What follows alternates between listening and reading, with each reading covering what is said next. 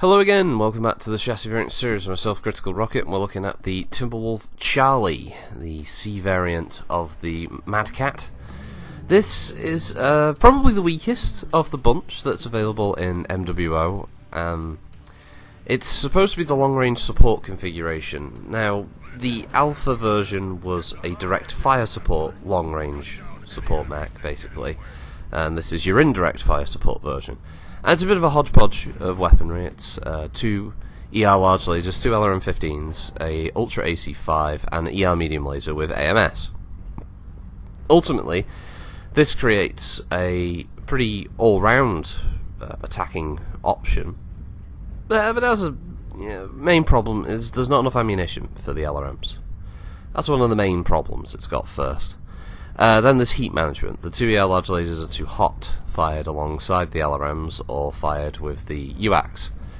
Basically, the mech needs to have time to cool off between salvos, or else it very quickly gets worn out, and you can find yourself in a bit of a rough spot. And yes, this isn't deja vu. It's just I once again ended up on the same map, and if you can hear birds, it's because it's really fucking warm downstairs. I had to open one of the windows, so. Yeah, if there's a loud bird song that comes through on this, I'm just relaxing in the Hollow Lounge here at the Comstar facility. So yeah, apparently trees that's what a tree looks like. I've never seen one. So yeah, this is it's not my favourite. Its build is a little eclectic, and it's not. I don't know. It just compared to the Alpha, compared to the Prime, it just doesn't have that kind of nice set of range, firepower, because the great thing about the Timberwolf Prime is it's quite a symmetrical mech, with your ER larges in each arm, your medium lasers in each arm, and then you've got your two LRM-15s, one on each side torso, and your machine guns and your pulse laser. So everything is broken down into ranges, and you can use the best part of the weapon loadout to engage. The large lasers are on the left arm only, the UACs on the right arm, and then you've got your two LRM-15s.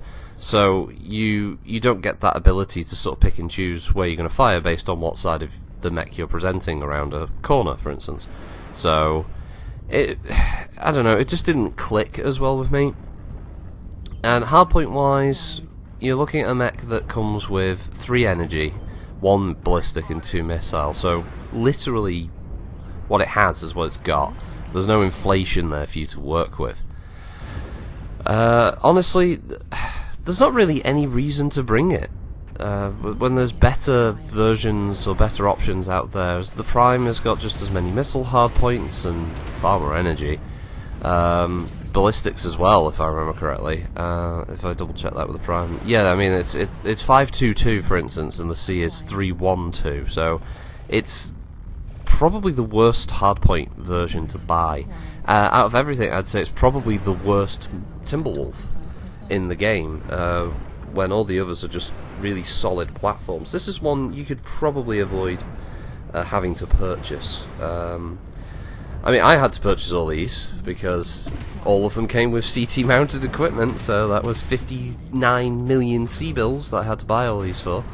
The most expensive of the chassis series videos I've had to do so far, so that was enjoyable. That hurt the old bank balance just a bit.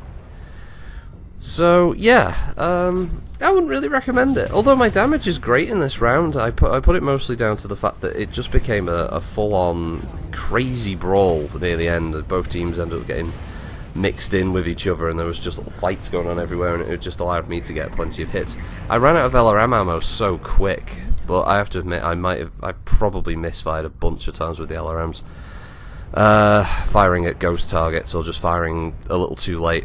Because I always try and, if there's an LRM target available, I don't fire at it immediately, mainly because there are so many occasions where it's been like, ooh, and you fire and the lock is lost, so those missiles are gone, unless the lock is reacquired mid-flight, but that's quite rare.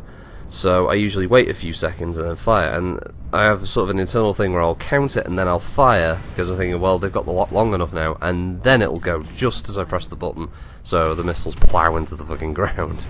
And I think that was happening a lot with me on this one. Also, it's great to also have clan UACs that jam virtually every shot, so you end up thinking, oh, these are surprisingly ammo efficient. The reason is because you fire and it locks up, and then you, like, about 10 hours later you fire again, and I've still got ammo for this, wow. Yeah, you don't need much ammo for you, Axe. Yeah, because it hardly fucking launches any of the ammo at the enemies. So, yes, it's okay. And sure, like any mech in this game, a little bit of tweaking here and there, you could probably turn the Charlie into something a bit more effective. You could probably turn that ballistic there into an LB to make it far more useful. You can probably turn those LRMs into SRMs and make it more of a tanky, brawly mech, and you could probably convert the large lasers into pulses of a medium variety and make it into something that's far more heat efficient, allows you to have more ammunition for your missiles or ballistic weapons if you do stick with LRMs, and go from there. I'm sure you could do a good custom build on it. But as a stock setup, it's pretty tragic, and to be honest, even with the hardpoints compared to the others, it's probably not even worth investing the time in the customization. So yeah, not as great. Timberwolf's still a great mech, but this is just a bad configuration for it. I would honestly avoid this one.